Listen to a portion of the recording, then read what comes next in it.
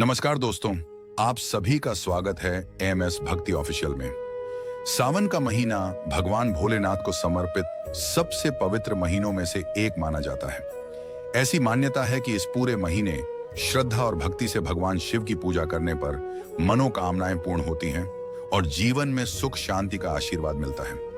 लेकिन सावन के महीने को लेकर लोगों के मन में कई सवाल भी होते हैं।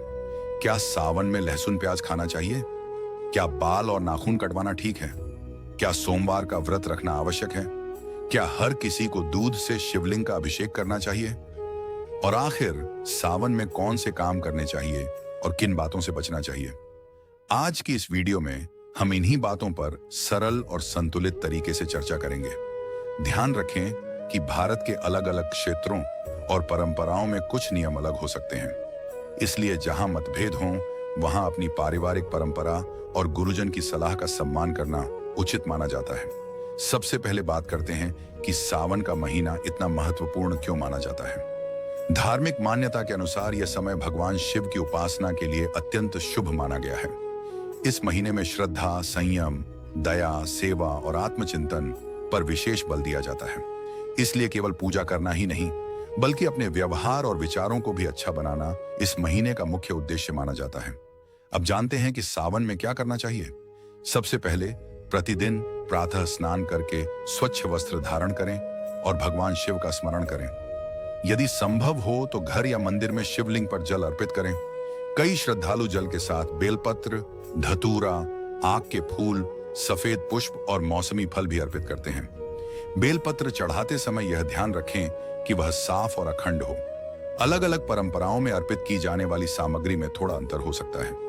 दूसरा, यदि आपकी श्रद्धा और स्वास्थ्य अनुमति दें तो सावन के सोमवार का व्रत रख सकते हैं। व्रत का उद्देश्य केवल भोजन छोड़ना नहीं बल्कि मन, वाणी और व्यवहार में भी संयम रखना है।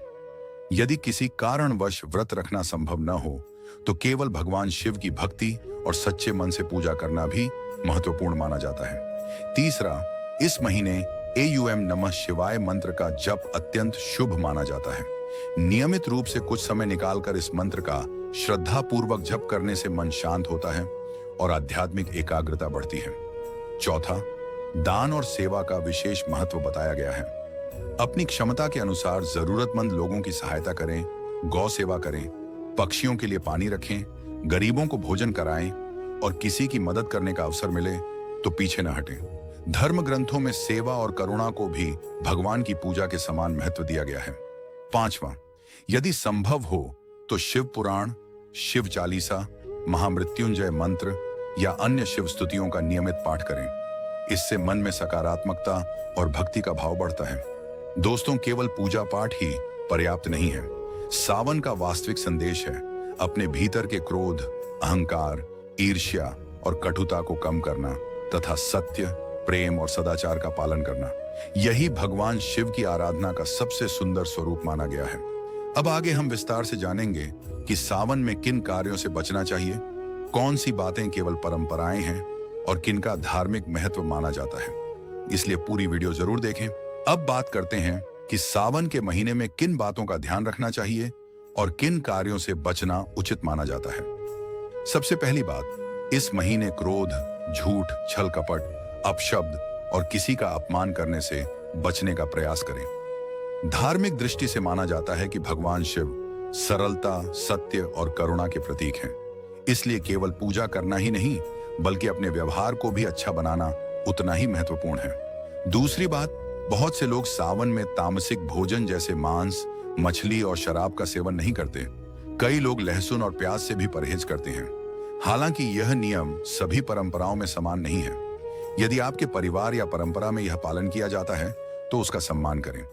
मुख्य उद्देश्य सात्विकता, संयम और आत्म अनुशासन बनाए रखना है। तीसरी बात, आपने अक्सर सुना होगा कि सावन में बाल या नाखून नहीं काटने चाहिए। इस विषय में अलग अलग क्षेत्रों में अलग अलग मान्यताएं हैं। इसका कोई एक सार्वभौमिक शास्त्रीय नियम सभी पर लागू नहीं माना जाता। यदि आपकी पारिवारिक परंपरा में ऐसा नियम है तो उसका पालन कर सकते हैं, लेकिन इसे सभी के लिए अनिवार्य नियम नहीं कहा जा सकता। चौथी बात, कई श्रद्धालु भगवान शिव को हल्दी, तुलसी या केतकी का फूल अर्पित नहीं करते।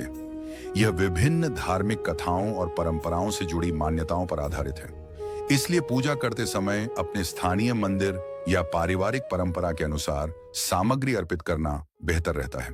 अब एक महत्वपूर्ण बात, बहुत से लोग सोचते हैं कि यदि वे केवल सोमवार का व्रत नहीं रख पाए तो भगवान शिव उनसे नाराज हो जाएंगे। ऐसा मानना उचित नहीं है। भगवान शिव को भाव का देवता कहा जाता है। यदि आपकी श्रद्धा सच्ची है और आप ईमानदारी से अपने कर्तव्यों का पालन करते हैं तो वही सबसे बड़ी पूजा मानी जाती है। सावन का महीना केवल मंदिर जाने का नहीं, बल्कि अपने भीतर सकारात्मक बदलाव लाने का भी अवसर है। इस महीने प्रतिदिन कुछ समय ध्यान करें, माता पिता और गुरुजनों का सम्मान करें, जरूरतमंद लोगों की सहायता करें और अपने जीवन में अच्छे संस्कार अपनाने का प्रयास करें। यदि आप भगवान शिव की पूजा करते हैं तो याद रखें कि पूजा में दिखावा नहीं, बल्कि सच्ची श्रद्धा सबसे अधिक महत्व रखती है।